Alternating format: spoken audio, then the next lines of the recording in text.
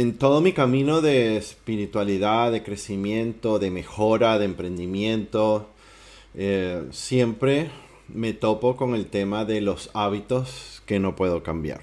Siempre me pasa que todo lo que quiero cambiar, todo lo que quiero hacer, eh, hay algo que me traba, hay algo que no puedo lograr, hay algo que no puedo dejar de hacer. Y son todas esas mañas, vicios, este, costumbres, contestas, palabras, definiciones, que al parecer alguien más las hace que no soy yo. O es algo como que actúa antes de que yo tenga conciencia de eso.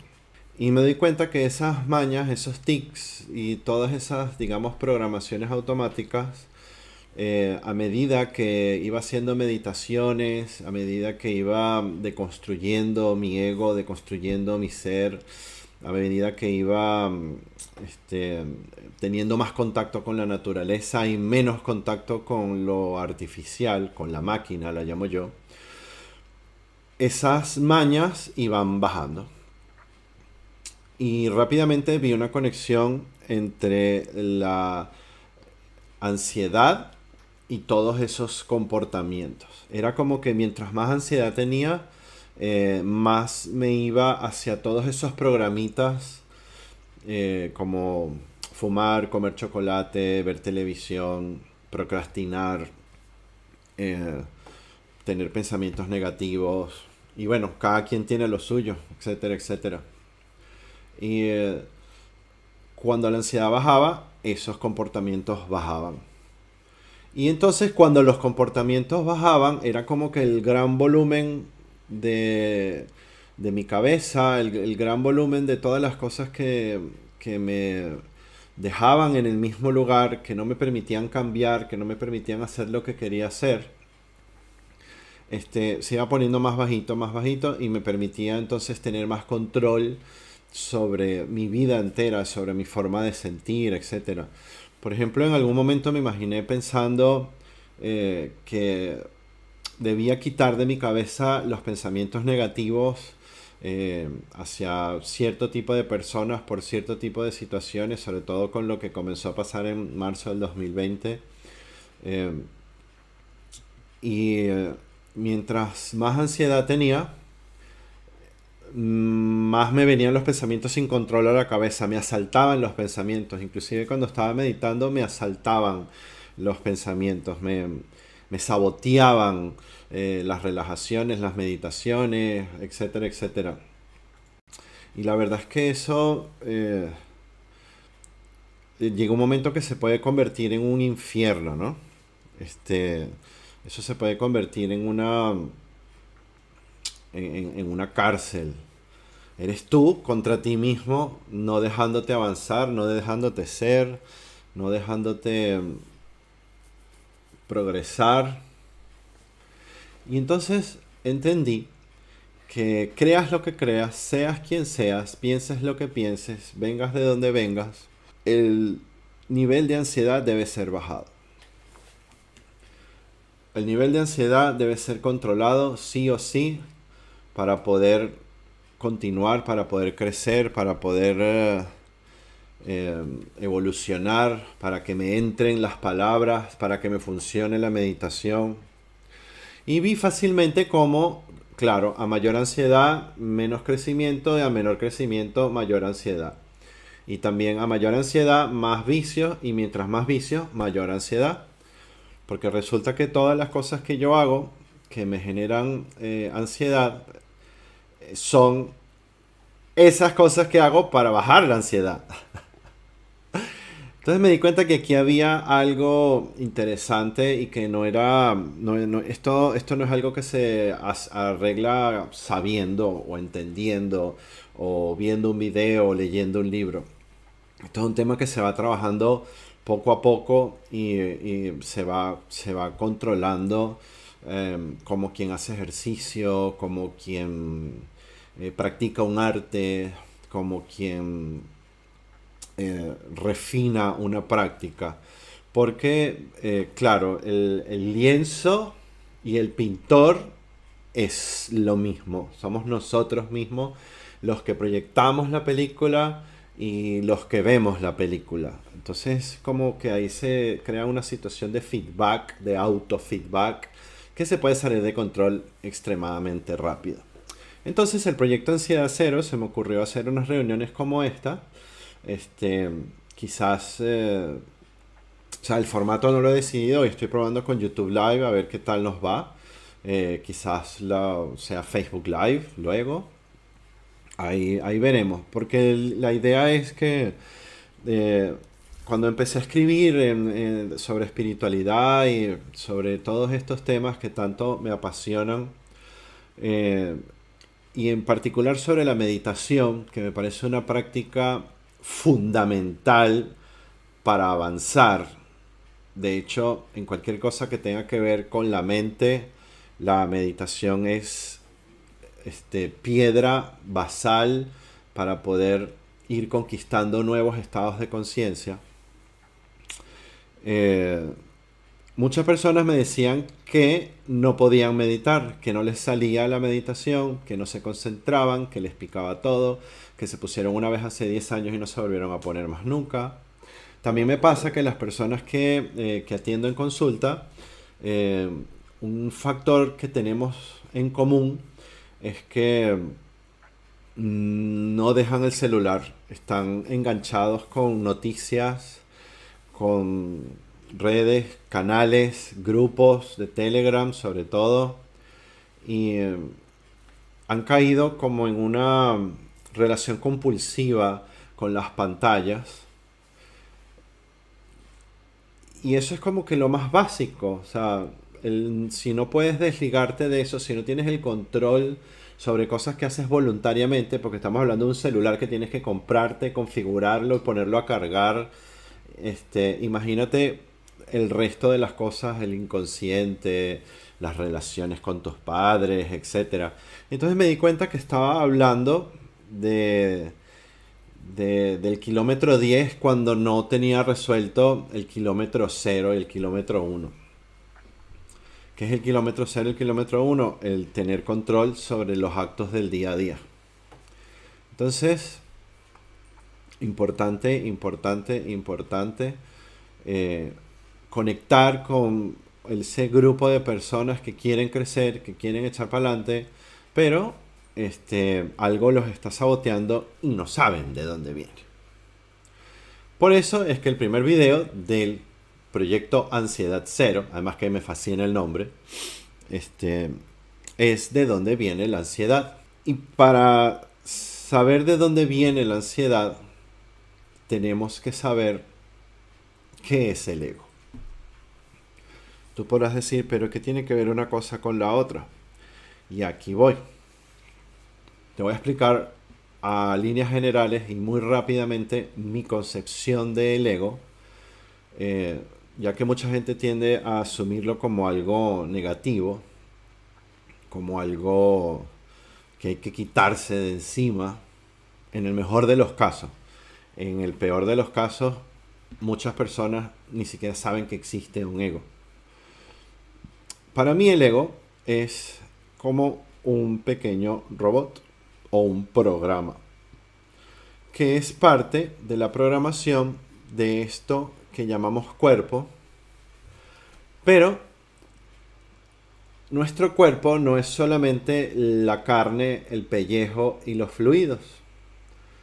Nuestro cuerpo también es esa protoconciencia llamada ego, sobre esa conciencia sobre nuestra existencia en este plano material. Y el ego es esa parte sutil del cuerpo. Es sutil porque es psicológica, porque es mental, porque está hecha a base de pensamientos, de emociones, pero es parte del cuerpo porque el ego es simplemente un conjunto de reglas, una programación que tiene básicamente estas funciones. Primero, preservar la vida del cuerpo lo más posible. Y segundo, generar experiencias. Para que el ego pueda preservar el cuerpo lo más posible, debe considerar al cuerpo lo más importante. Es por eso que todo lo que nos molesta, el ego lo percibe como un ataque a nuestra integridad, a la vida entera. Claro, es a su vida, es a la vida del ego, es a la vida del cuerpo. Lo que pasa es que cuando nosotros estamos dormidos y confundimos o identificamos el ego con lo que nosotros somos, cuando no tenemos ese pensamiento, esa certeza o esa educación de que existe algo más allá del ego y nos identificamos plenamente con nuestro cuerpo, todo el miedo del ego a morir, es decir, todo el programa del ego para preservar el cuerpo, nosotros lo asociamos con nosotros, con nuestra vida, con nuestro mundo completamente.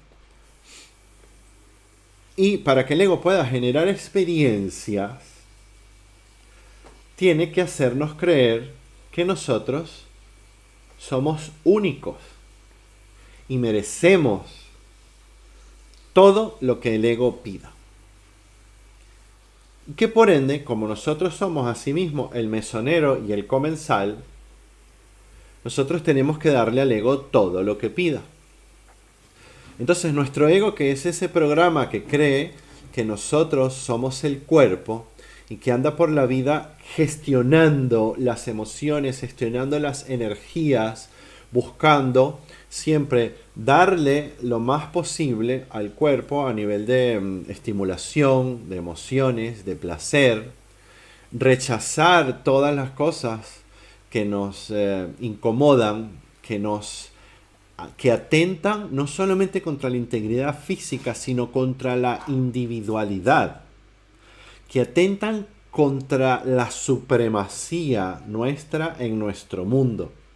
Todo eso, el ego lo percibe como una amenaza mortal y lo interpreta en forma de angustia, en forma de ansiedad.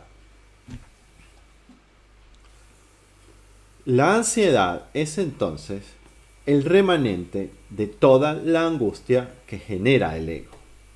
Desde que estamos pequeñitos, nuestro ego se va formando porque imagínate que es como un programa de inteligencia artificial.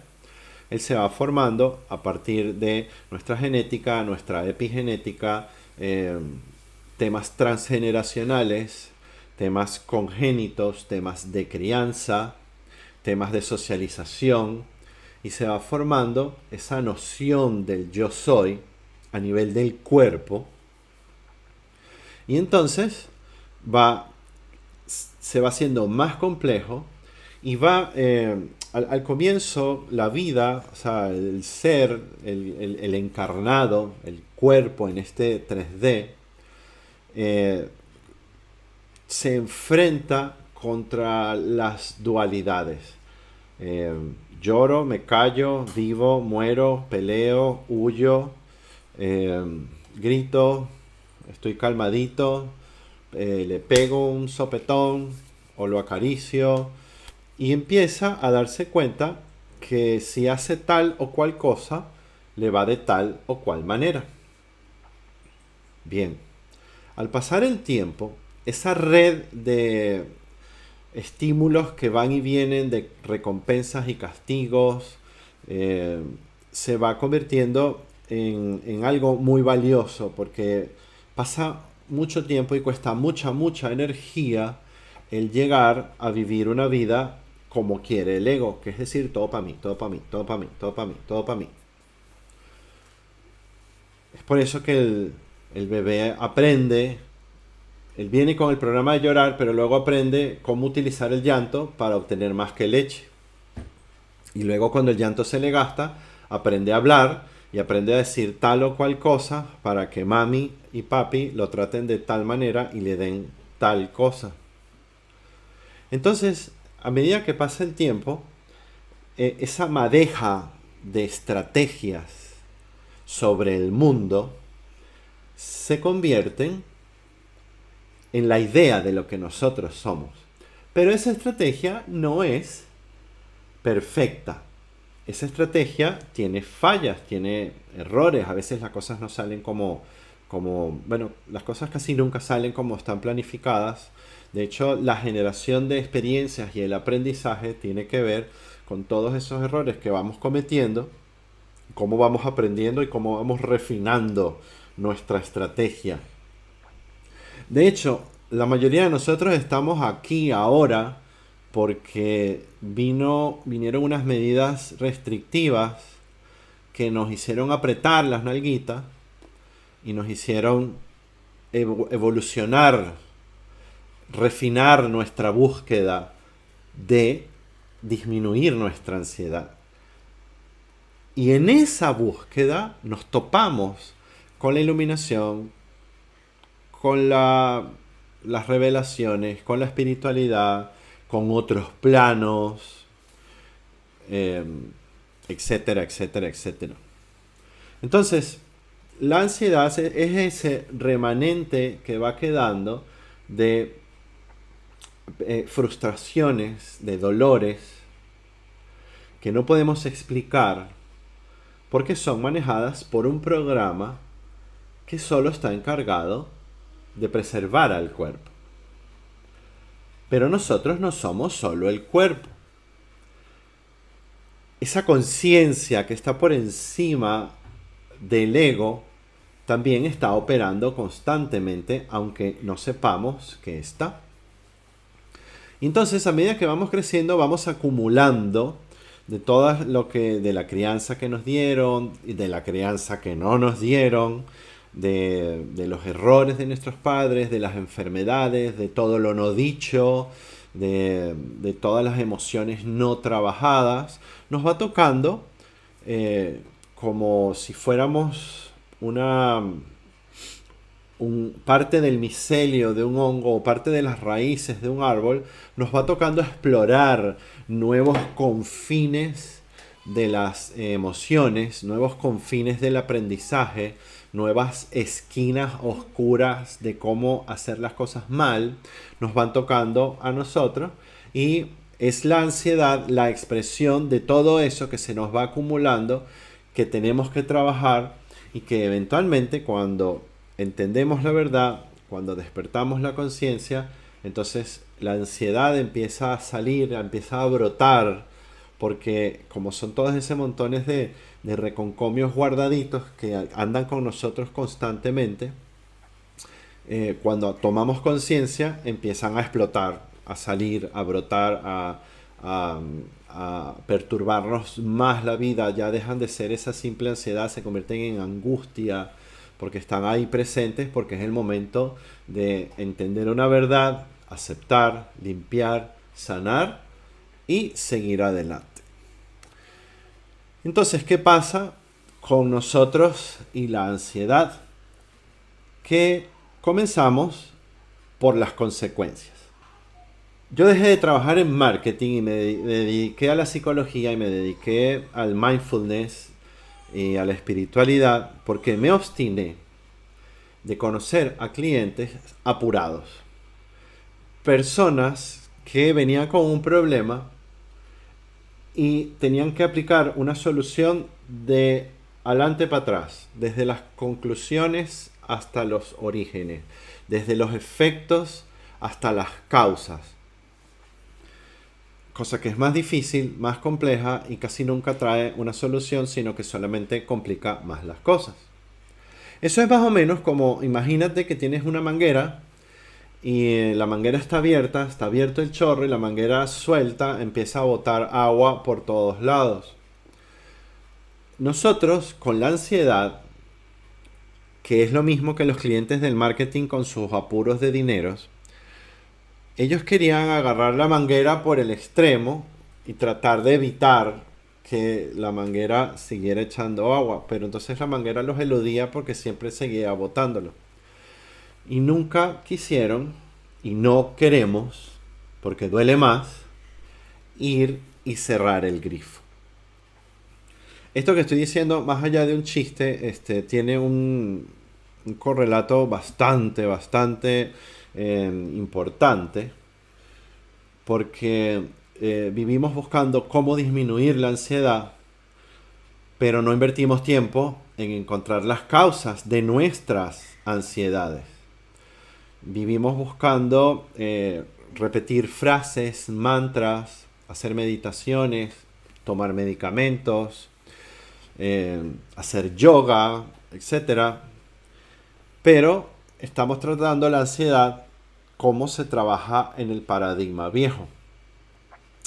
En el paradigma viejo, que yo llamo viejo, o que bueno, yo y todos mis amigos de mis hermosos grupos de Telegram, es el paradigma donde la ansiedad es un síntoma, yo soy el enfermo, y entonces me tengo que tomar algo para que se me cure la ansiedad y luego puedo seguir con mi vida.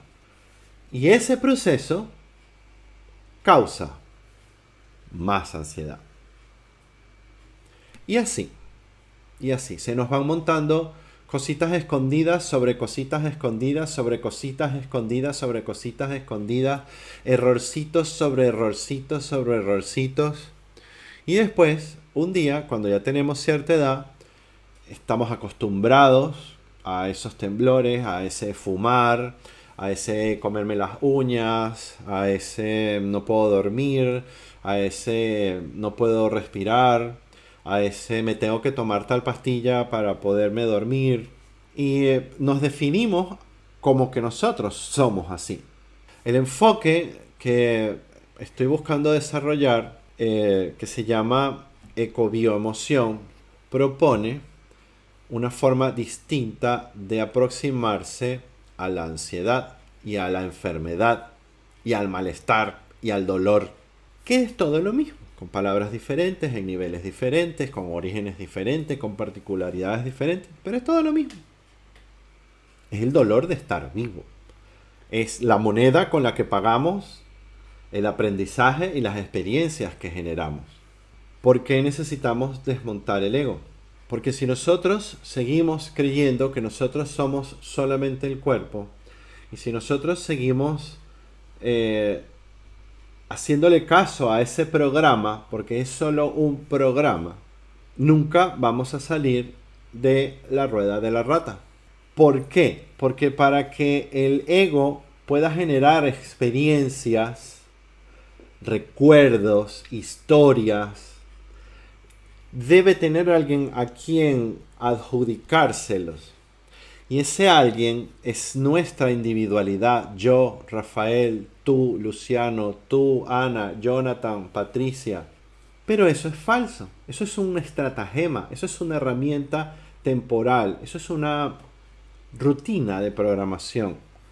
Eso es una herramienta de almacenamiento de datos. Esa no es la realidad. ¿Por qué?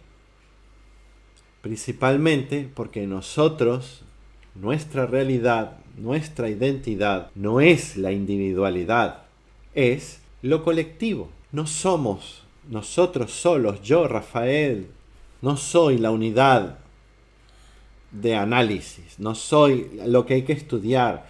Para yo estudiar mi ansiedad, no puedo mirarme como que yo soy el protagonista, la víctima de esos traumas que la causaron. Mi enfoque de la ecobioemoción me lleva a por completo desmontar el ego, desmontar la idea de que la unidad de estudio es mi individualidad. Toda persona que desea luchar contra su ansiedad debe dejar de verse como un paciente para entonces ahora convertirse en un estudioso de su psicología, del origen de su dolor, del origen de su sufrimiento. Y como estudioso comenzamos a profundizar en el origen de nuestro comportamiento, en la profundidad de nuestra psicología, pero la mayoría cometemos el error de considerarnos como un ente distinto y separado del entorno.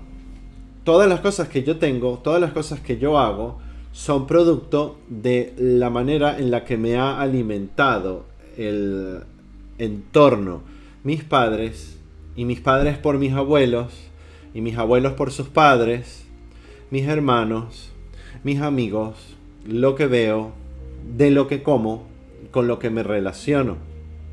Es inmediato, es automático, está ocurriendo todo el tiempo. Yo me alimento no solamente de comida, me alimento de ideas, me alimento de pensamientos, me alimento de emociones. Que no las vemos es otra cosa.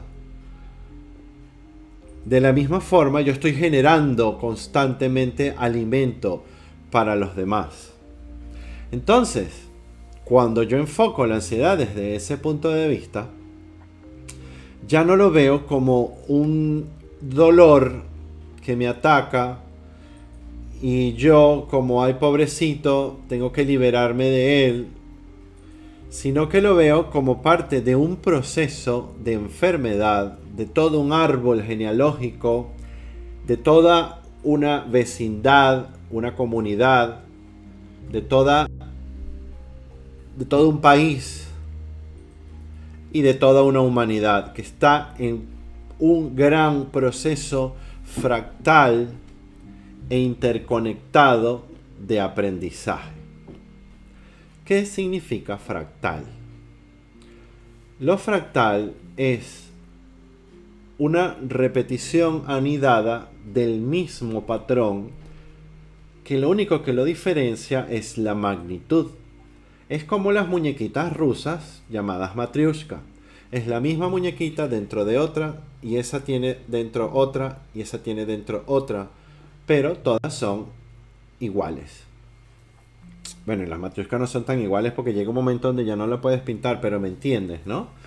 Eso es fractal, como las ramas, como el diseño de las ramas, como el diseño de las costas y como nuestra psicología. Por eso dice el Kybalión, como es arriba, es abajo.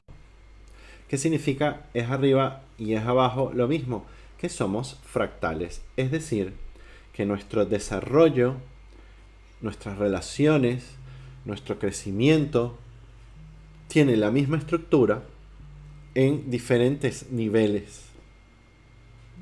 Y estamos conectados tanto o más con todo lo que nos rodea, árboles, naturaleza, animales, elementos, como con nuestra propia familia. Nada nos ocurre solo a nosotros, no nos enfermamos solo nosotros, se enferma la familia entera. Entonces ahora cuando yo me aproximo a mi ansiedad, a mi rabia, por ejemplo, voy y la busco de entre los primeros momentos donde cuando yo era pequeño, en mi crianza, y entiendo cómo soy parte de una herencia, en mi caso, de ira, que viene a través de mi padre, mi abuelo, su padre, y que entonces a mí me toca caminar un poquito más con respecto a eso. Pero no es un tema de culpa, no es un tema de minimizar de los malos y de los buenos, porque es que yo no soy tan importante. Sí, yo siento, sí, a mí me duelen las cosas, pero no es tan difícil salir de la ilusión de que lo que más importa es mi ego, es lo que yo siento. El Tao Te Ching dice que el sabio, poniéndose detrás, se sitúa adelante de todo el mundo. ¿Qué significa eso? Que en la medida en la que yo dejo de concentrarme en ese pequeño rey que merece y padece, que es mi ego, y me empiezo a sentir como parte de un todo, como parte de de esa red de la cual soy todos, pero no soy nadie. Entonces viene la solución que me hace sentir mejor, incluso a mi propio ego.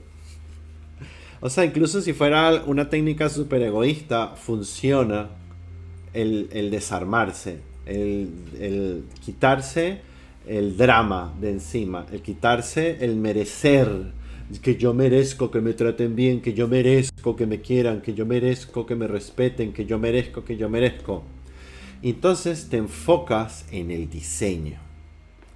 Te enfocas en cómo van fluyendo corrientes de programas emocionales como la ira, el abandono, la agresividad, el victimismo y todas esas cosas que tenemos adentro, que son parte de cómo nos criaron.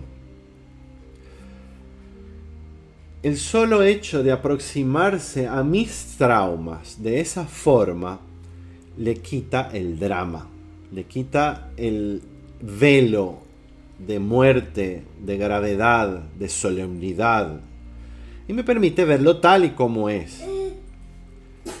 El verdadero perdón viene de entender que eres parte de un diseño, que tus dolores, tus relaciones, tus metas son parte de un diseño, son parte de un programa, y ese programa lo único que quiere es que tú generes experiencias.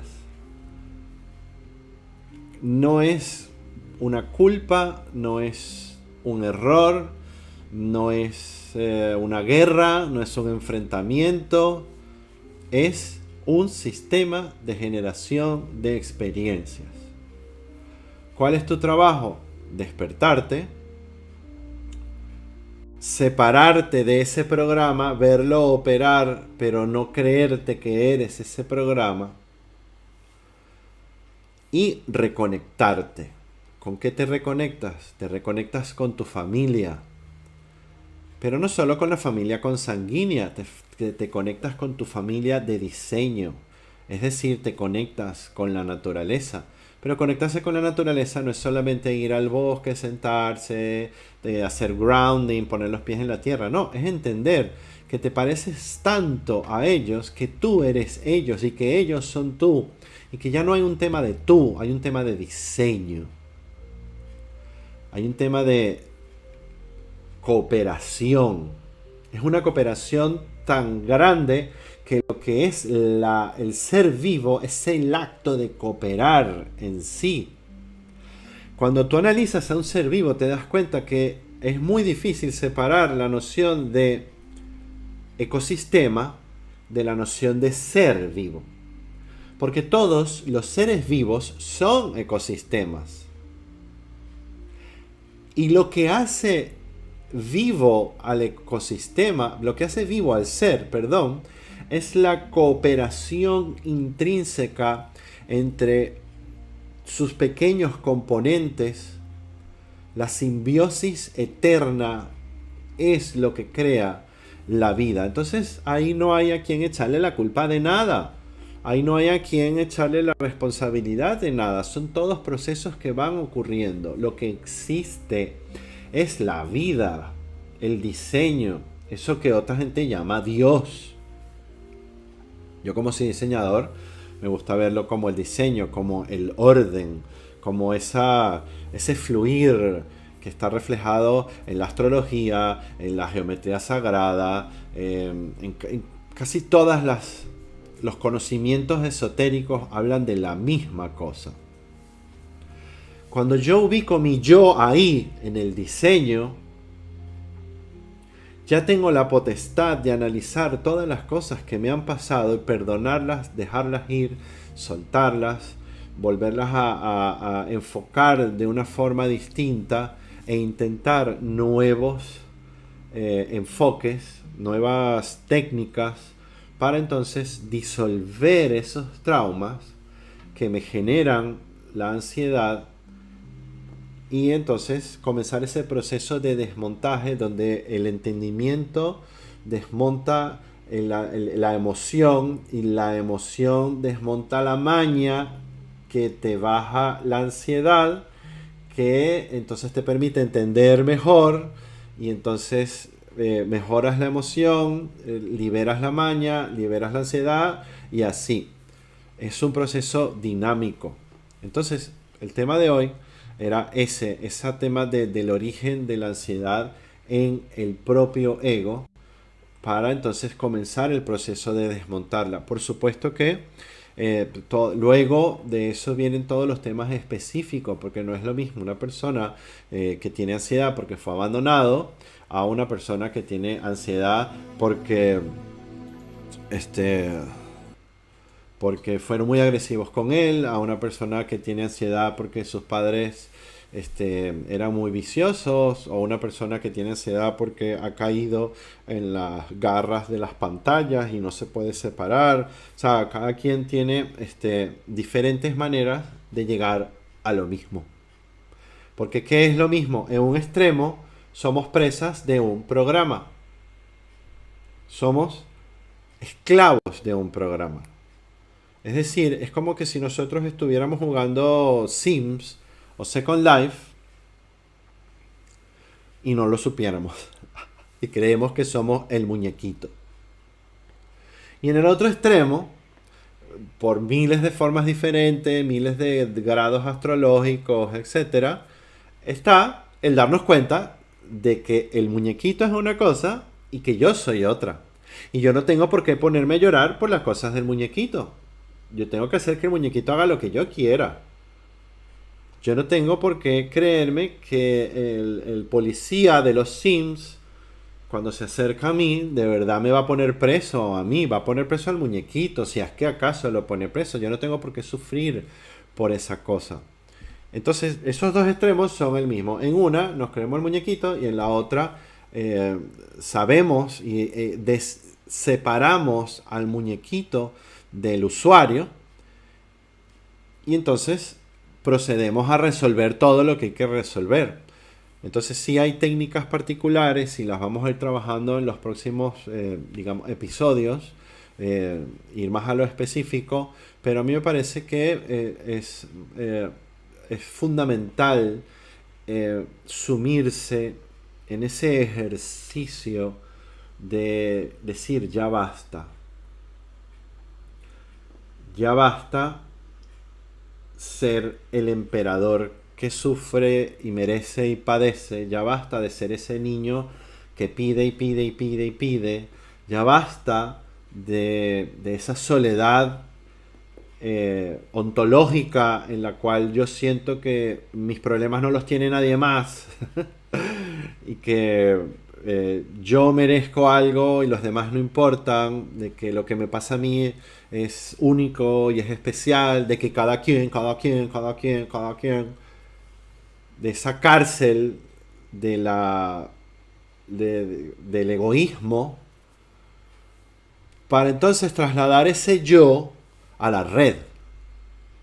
Cuando tú eres la red, eres mucho más que un simple punto. Y al mismo tiempo, no eres tan importante como para ponerle la culpa de nada.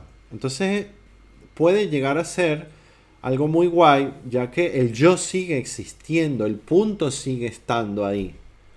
Pero comparte todo. Puede compartir la energía de la naturaleza, puede compartir las emociones positivas de los demás, puede compartir el aprendizaje que te traen los demás, puede compartir los logros de tus seres queridos, puede compartir las experiencias y hacerlas suyas, ya que cuando estás conectado a la red, cuando te aceptas ya como parte de la red y dejas de pelear por tu individualidad, entonces empieza a fluir a ti energía que te ayuda a resolver las cosas de una forma que jamás te hubieras imaginado.